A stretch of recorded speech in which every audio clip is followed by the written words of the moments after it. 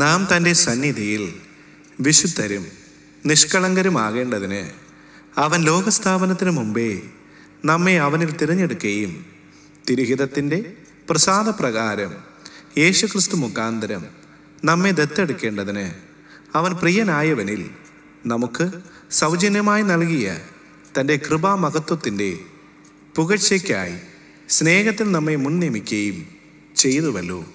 എഫേസ്യർക്ക് എഴുതിയ ലേഖനം 1-ാം അധ്യായം 4 മുതൽ 6 വരെയുള്ള വാക്യങ്ങൾ.